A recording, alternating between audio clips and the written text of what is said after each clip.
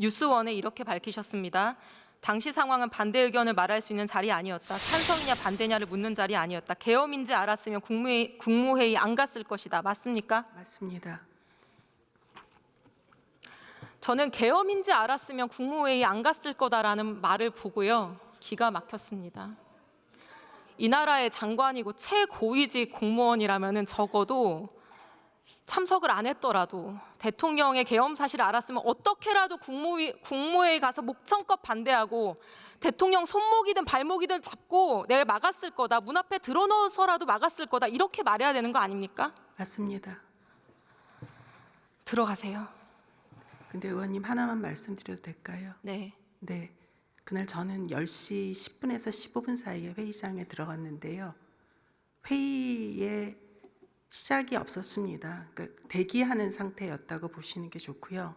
저는 전혀 상황을 몰랐기 때문에 무슨 회의를 하는 건지를 여쭈었습니다. 옆에 분에게.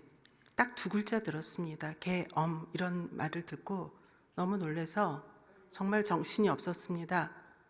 그래서 말도 안 된다, 막아야 됩니다 라고 이야기를 했고요. 그 자리에는 대통령은 계시지 않았습니다.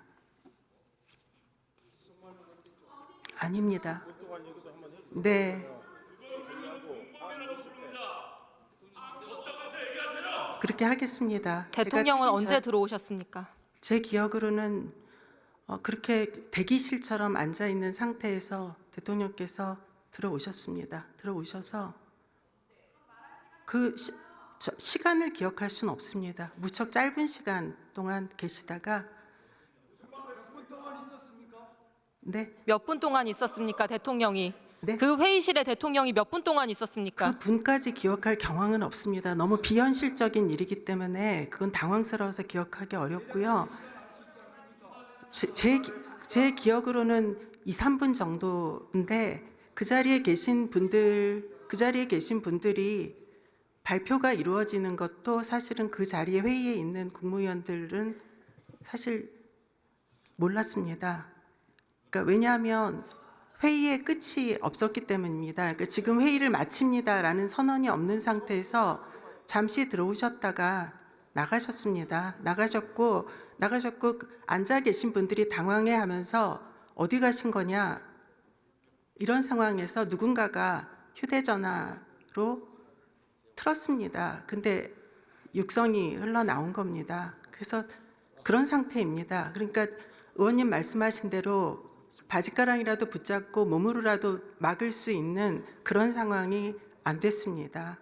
그래서 정말 죄송합니다. 대통령이 2, 3분 동안 있을 동안 무슨 이야기를 했습니까? 제가 기억나는 건 아무것도 없고 첫 마디만 기억납니다. 누군가와 의논하지 않았다라고 말씀하셨습니다. 첫 마디는 그렇게 시작했고 저는 아무 생각이 안 났습니다. 머릿속이 하였습니다. 그런 이야기도 듣지 못했습니다. 아닙니다. 그거는 제가 확인할 길은 없습니다. 제 기억이 정확하지 않을 수 있습니다. 저는 그날 너무 경황이 없어서 정확하지 않을 수 있지만 제가 지금 기억하는 그리고 저는 이게 의무라고 생각합니다. 말씀을 소상히 드리는 게 제가 아는 범위 내에서 소상하게 드리는 게 의무라고 생각합니다. 그래서 네, 그 정도의 장관님. 기억이 남아 있습니다. 12월 3일에 대한민국에는 국무회의도 국무위원도 없었군요. 저는 국무회의라고 보기는 어렵다고 생각합니다. 들어가셔도 좋습니다. 네. 박성재 장관, 육부위라니까 더 길다고 했는데 2, 3분 아닙니까? 2, 3분 아니에요. 2, 3분. 지금 2, 3분 만난 거 아니에요, 대통령을? 무슨 얘기가 더 길어요? 자, 국무위원 여러분, 제가 이렇게 말씀드립니다. 여러분의 침묵과 방관이 지금 이 사태를 만든 겁니다. 12.12 군사반란에 가담했던 이희성 계엄사령관, 주영복 국방부 장관이 여러분들과 똑같은 말을 했었습니다. 재판정에서. 나는 힘이 없었다. 할 수 있는 게 없었다. 슬라이드 보여주세요. 서울고등법원 이렇게 판결했습니다. 다른 사람의 힘에 밀려 그 소임을 다하지 못했다고 변명하는 것은 하급 관료의 일이고 피고인들과 같이 지위가 높고 책임이 막중한 경우에는 이러한 변명이 용납되지 않는다. 여러분보다 지위가 낮은 어떤 군인은 그날 성관이 진입 임무에 항의하다가 구타를 당했고요. 계엄에 차출된 어떤 방첩사 군인들은 편의점에서 라면 먹고 거리를 배회하다가 일부러 시간을 끌었습니다. 법무부 감찰관은 위헌적 계엄에 따른 명령 받아들일 수 없다면서 곧바로 사표로 저항을 했고요. 대한민국 최고위직에 계신 국무위원님들 정말로 부끄럽지 않습니까? 뭐하러 그 높은 자리에 앉아 계십니까?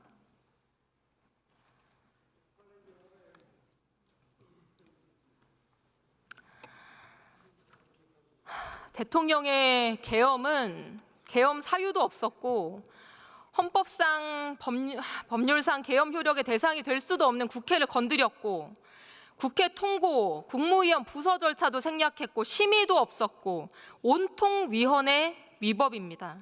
이 불법 계엄에 대해서 윤석열 정부의 마지막 국무위원들이 보인 이 비겁하고 무책임한 모습은 대한민국 역사에 기록될 겁니다.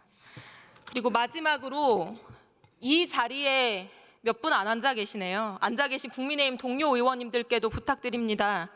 대통령이 조금이라도 반성하고 있다면 당장 하야를 하겠지만 대통령은 하야 대신 탄핵 심판을 받겠다는 입장이라고 합니다. 질서 있는 퇴진에 다른 방법이 없습니다.